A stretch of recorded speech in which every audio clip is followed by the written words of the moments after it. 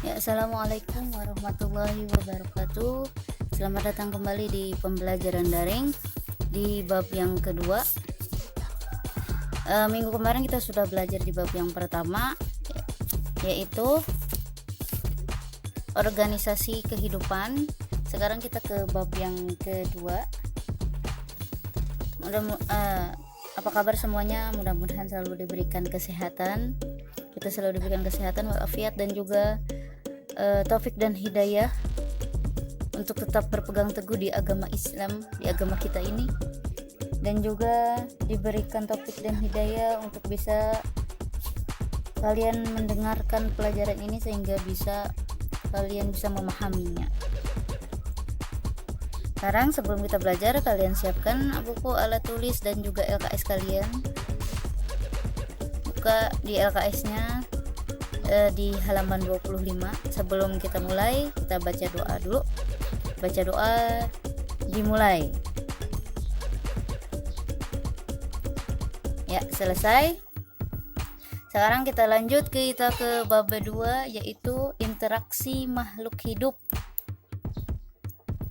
Interaksi makhluk hidup itu berarti kan harus ada di lingkungannya. Di interaksi itu misalnya antara ayah, ibu, atau misalnya kalau kamu punya peliharaan kucing, ayam, nah pasti kan ada interaksinya sesama makhluk hidup. Itu pasti ada interaksinya. Itu di mana terjadinya? Di lingkungan kan. Nah, ini adalah kompetensi intinya dan kompetensi dasarnya kita belajar di bab 2 ini. Kemudian ini adalah indikatornya dan tujuan pembelajarannya kita di bab 2 ini, tapi nanti ibu bagi-bagi ya. Jangan langsung dari satu video ini satu bab, takutnya kalian nggak terlalu paham. Jadi kita sedikit-sedikit supaya kalian paham. Nah, ini adalah peta konsepnya di interaksi makhluk hidup.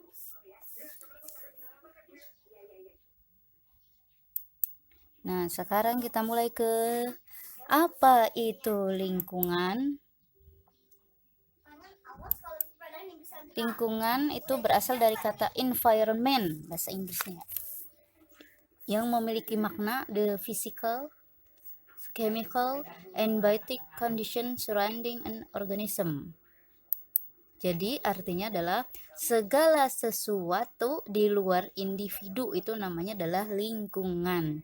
Jadi segala sesuatu di luar individu merupakan sistem yang kompleks sehingga dapat mempengaruhi satu sama lain. Misalnya, kalau misalnya lingkungan, berarti kalau lingkungan sekolah, gimana caranya kamu berinteraksi biar kamu nanti bisa dapat nilai di rapot. Lingkungan sekolahnya berarti ada guru, ada kamu sebagai siswanya, ada wali kelasmu, ada kepala sekolah. Ya, itu untuk bisa nanti kamu apakah kamu naik kelas kah apa enggak. Nah lingkungan ini adalah lingkungan ketika kamu tempat berinteraksi,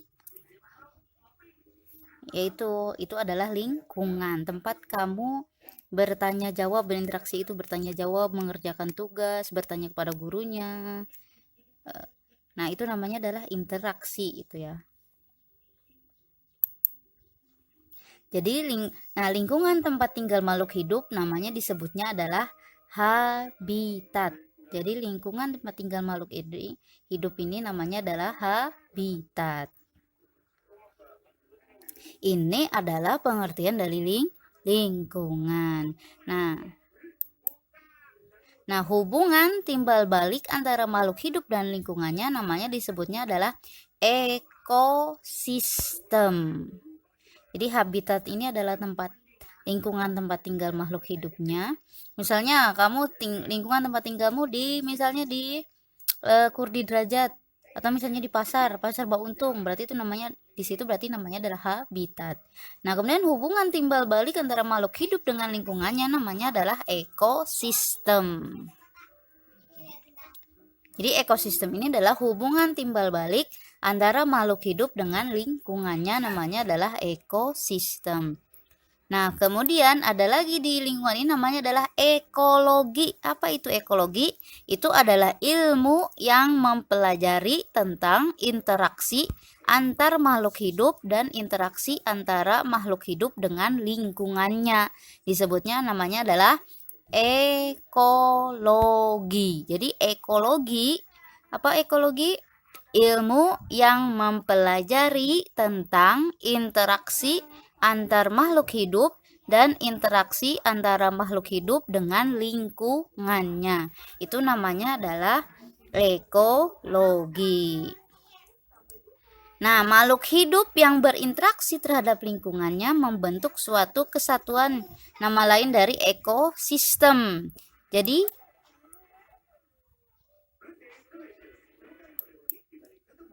Jadi ekosistem ini adalah hubungan timbal balik antara makhluk hidup dan lingkungannya, namanya adalah ekosistem.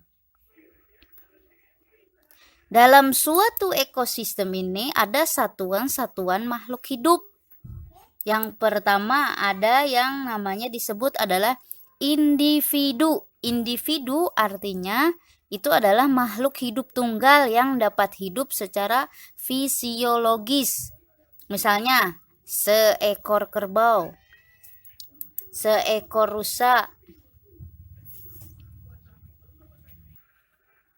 Ya, jadi individu ini misalnya sebatang pohon kelapa, seorang manusia. Nah, ini namanya adalah individu. Jadi individu ini adalah merupakan satuan fungsional terkecil penyusun ekosistem. Jadi kalau kita belajar kemarin di bab 1 organisasi kehidupan, yang paling terkecil dari makhluk hidup itu namanya adalah sel. Nah, berarti ketika kita dalam lebih besar lagi dari makhluk hidup ini, jadi sedunia ini, maka yang paling terkecil penyusun ekosistem itu adalah individu. Jadi individu ini berada di suatu ekosistem ini untuk mempertahankan kehidupannya. Bisa hidup, masih hidup kah? Enggak, Kak? Kemudian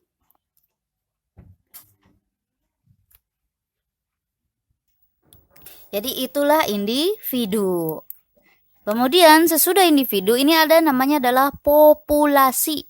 Populasi ini adalah sekelompok individu sejenis yang mendiami suatu wilayah tertentu. Misalnya tadi kan seekor kerbau, berarti banyak kerbau, lebih dari satu, itu namanya disebut populasi. Misalnya ada 2 kerbau, 3 kerbau, 4 kerbau, atau seekor rusa.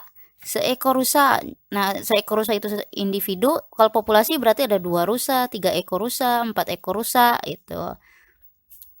Jadi itu namanya adalah populasi. Kemudian sesudah populasi ini ada yang namanya adalah komunitas.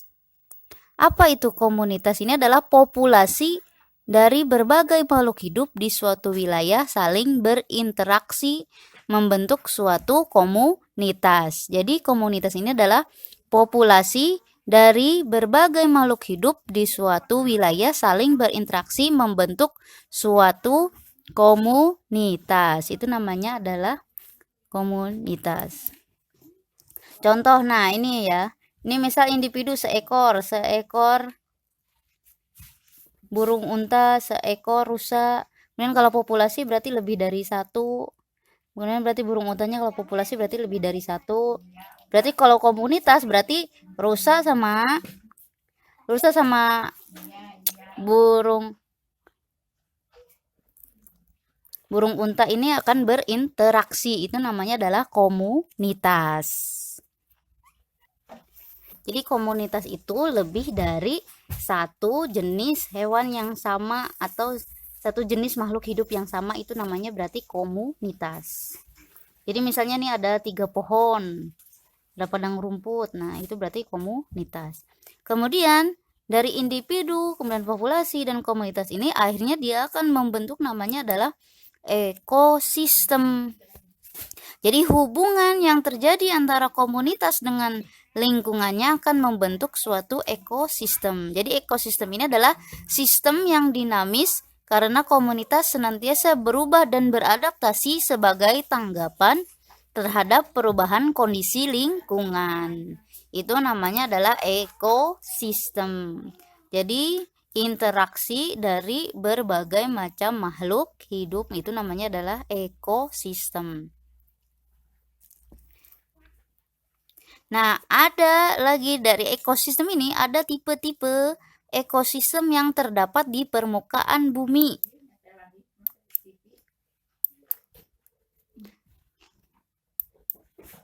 Yang pertama ada ekosistem darat. Ekosistem darat ini memiliki tipe struktur vegetasi dominan yang khas dalam skala luas, yang namanya adalah bioma.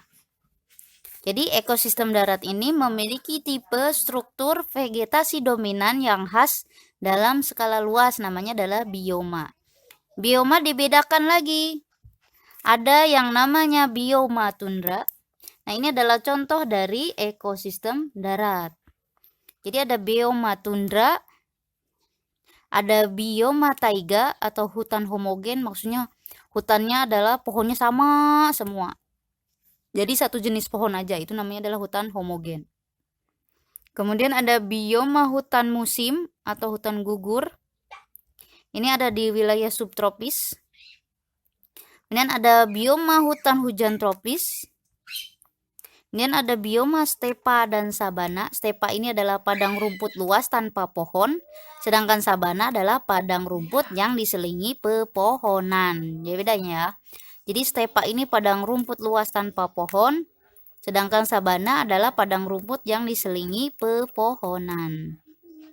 Kemudian ada lagi yang terakhir adalah ada bioma gurun.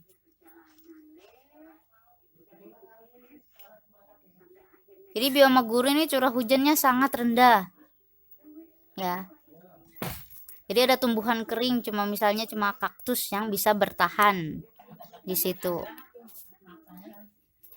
Jadi kalau kita lihat nih di Kalimantan nih, kira-kira padang rumput luas tanpa pohon, itu namanya berarti adalah stepa. Kalau ada padang rumput yang diselingi pepohonan, berarti namanya adalah sabana. Itu adalah macam-macam dari ekosistem darat. Nanti kalian baca aja di halaman 26 ya. Apa itu bioma tundra, apa itu bioma taiga, apa itu bioma hutan musim, apa itu bioma hutan hujan tropis, apa itu bioma stepa dan sabana, apa itu bioma gurun. Itu lebih lengkapnya. Kemudian yang kedua adalah ekosistem perairan atau namanya lainnya adalah akuatik.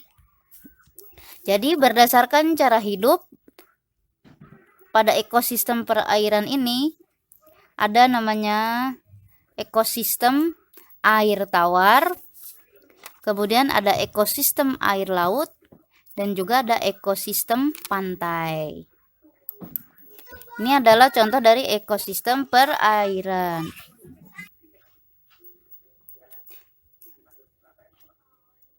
Nah, misalnya di ekosistem perairan ini ada nama-namanya, misalnya bentos, itu organisme yang hidup di dasar perairan, misalnya ketam dan cacing air.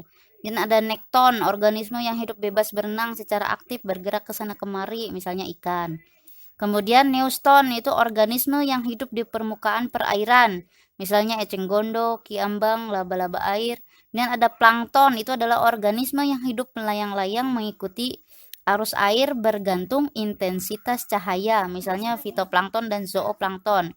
Kemudian ada lagi namanya ada perifiton, itu organisme yang hidup menempel pada benda-benda yang ada di lingkungan air, misalnya lumut dan alga.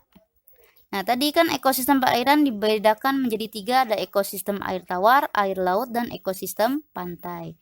Berarti kalau air tawar itu misalnya ada di sungai, ya, dan di air laut berarti di laut. Pantai berarti khusus di daerah pantai saja, dia yang mendekati ke arah daratan berarti ya. Jadi kalau ekosistem air tawar ini adaptasinya, organisme yang hidup di air tawar ini dia mengatasi kadar garam yang lebih rendah dengan mengeluarkan banyak urin, sedikit minum karena air diabsorpsi lewat kulit secara osmosis dan garam mineral diabsorpsi melalui insang. Jadi itu adalah adaptasinya dari hewan-hewan di ekosistem air tawar.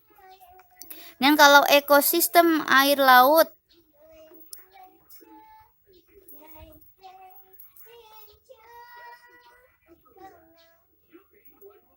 jadi kalau ekosistem air laut kan kita sebagian besar bumi ini adalah dikelilingi oleh lautan ya. Jadi ekosistem laut ini sangat terbuka sehingga pengaruh cahaya matahari sangat besar. Daya tembus cahaya matahari ke laut terbatas sehingga ekosistem laut terbagi menjadi dua daerah. Ada dua, yaitu daerah laut yang masih dapat ditembus cahaya matahari, namanya itu daerah fotik. Sedangkan ada daerah laut yang gelap gulita disebut daerah afotik.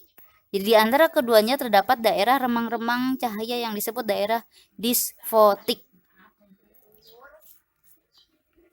Ya, kalian bisa baca itu secara jelas ekosistem perairan akuatik ini di halaman 27 sampai dengan halaman 29 ya.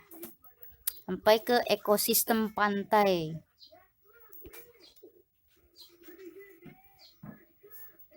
Jadi ekosistem pantai ini organismenya yang hidup di pantai memiliki adaptasi struktural sehingga dapat melekat erat di substrat keras.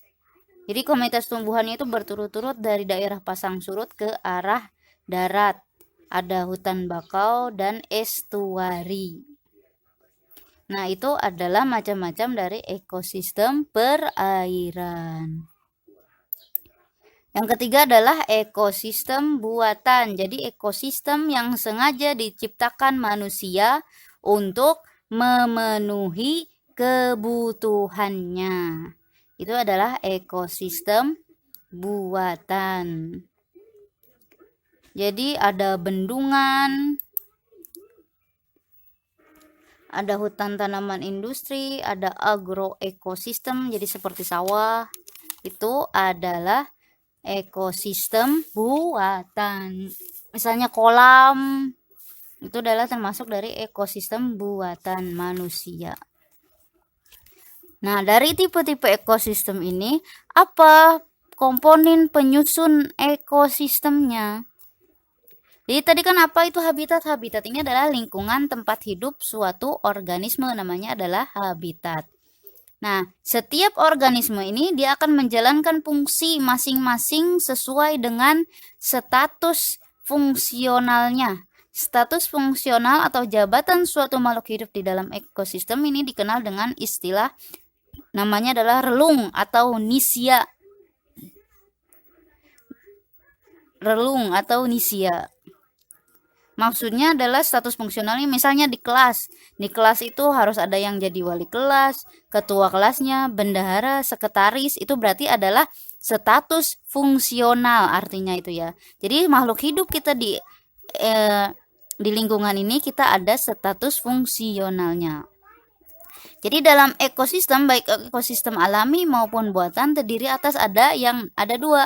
Ada yang namanya komponen biotik. Nah, jadi komponen biotik ini adalah makhluk hidup yang terdapat pada lingkungan. Jadi komponen biotik ini adalah makhluk hidup yang terdapat pada lingkungan. Misalnya manusia, hewan, tumbuhan, dan jasad renik. Jasad renik itu misalnya adalah yang membuat membusukan, yang ada di dalam tanah, misalnya cacing. Jadi berdasarkan fungsinya, komponen biotik ini dibedakan, ada produsen, ada konsumen, dan ada pengurai atau dekomposer. Jadi produsen ini adalah makhluk hidup yang dapat menghasilkan makanannya sendiri dengan melakukan fotosintesis. Disebut juga namanya organisme autotrof. Jadi produsen ini disebut juga organisme autotrof karena menghasilkan makanannya sendiri. Nah, berdasarkan sumber energi yang digunakan, autotrof dibedakan menjadi dua, ada fotoautotrof dan ada kemoautotrof. Jadi foto itu menggunakan cahaya, kalau kemo menggunakan energi kimia. Jadi sebagai sumber energinya, kalau kemoautotrof berarti dia menggunakan energi kimia. Kalau fotoautotrof ini menggunakan cahaya sebagai sumber energinya. Kemudian kalau konsumen ini berarti dia tidak dapat membuat makanan sendiri. Misalnya contohnya adalah kita, manusia, dan hewan tidak dapat membuat makanan sendiri. Nah, konsumen berdasarkan jenis makanannya dibedakan lagi jadi 3. Ada yang namanya herbivora, karnivora, dan omnivora. Herbivora berarti dia adalah pemakan tumbuh-tumbuhan. Kalau karnivora pemakan daging. Kemudian kalau omnivora, pemakan segalanya. Nah, konsumen ada lagi dibedakan aja. Konsumen yang memakan produsen disebut konsumen tingkat pertama. Kemudian konsumen yang memakan konsumen tingkat pertama disebut konsumen tingkat kedua. Konsumen yang memakan konsumen tingkat kedua namanya adalah konsumen tingkat ketiga. Kemudian tadi ada komponen biotik, ada berdasarkan fungsinya. Yang ketiga ada pengurai atau decomposer. Jadi fungsinya untuk menguraikan sampah atau sisa-sisa makhluk hidup yang mati. Jadi kalau pengurai fungsinya sebagai penghubung peredaran zat dari konsumen ke produsen. Misalnya bakteri, jamur-jamur saprofit ini adalah contoh dari pengurai atau decomposer. Kemudian yang kedua adalah komponen abiotik. Kalau komponen biotik ini adalah komponen yang makhluk hidup yang hidup. Nah, sedangkan kalau komponen abiotik ini adalah komponen benda tak hidup yang terdapat di sekitar makhluk hidup. Jadi, abiotik ini adalah berupa benda tak hidup. Namanya adalah komponen abiotik. Misalnya ada angin, air, atmosfer, suhu, tanah, cahaya matahari. Ini adalah komponen abiotik. Jadi cahaya matahari, udara, air, tanah, suhu, kelembaban ini adalah termasuk komponen abiotik.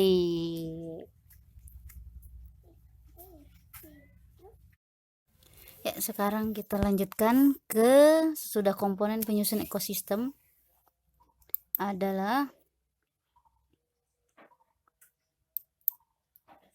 interaksi dalam ekosistem.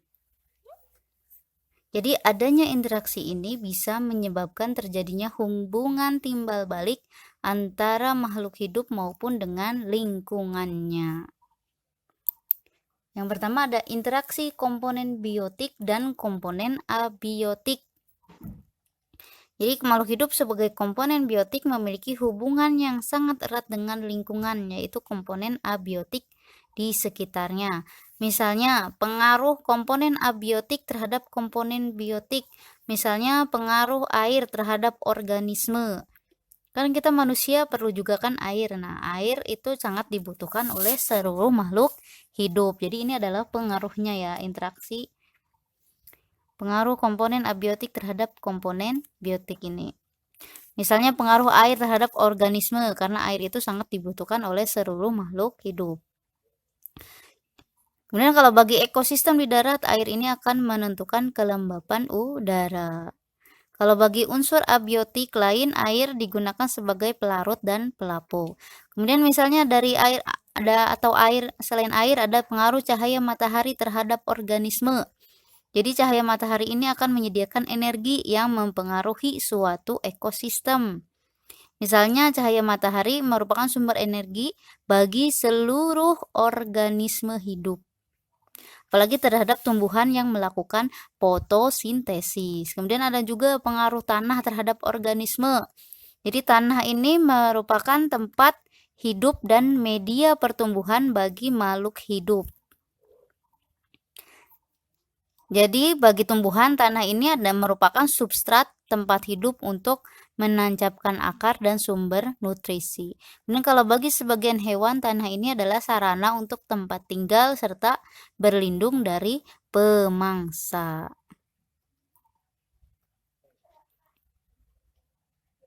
Kemudian ada juga pengaruh komponen biotik terhadap komponen abiotik.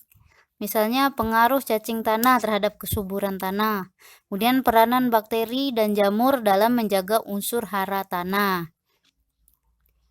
Kemudian juga ada pengaruh kegiatan manusia terhadap lingkungan abiotik. Jadi manusia ini merupakan organisme yang mempunyai kemampuan besar untuk mengubah lingkungan abiotiknya.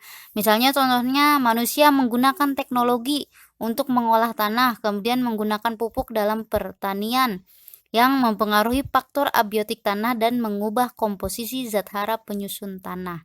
Misalnya pemanfaatan sungai untuk irigasi. Jadi mempengaruhi faktor abiotik yaitu aliran air. Ini adalah interaksi komponen biotik dan komponen abiotik. Ya, dari sini mudah-mudahan kita selesai dulu di pertemuan yang ketiga ini. Mudah-mudahan kalian bisa memahaminya dan juga selalu berdoa kepada Allah supaya kita selalu diberikan taufik dan hidayah supaya bisa memahami pelajaran yang Ibu jelaskan ini ya, di mata pelajaran IPA kelas 7 ini. Mudah-mudahan kalian selalu fokus dalam mendengarkan pelajaran ini ya, walaupun kalian di rumah. Kalian bisa membacanya ini nanti di interaksi ini ada di halaman 33 dan 34 ya.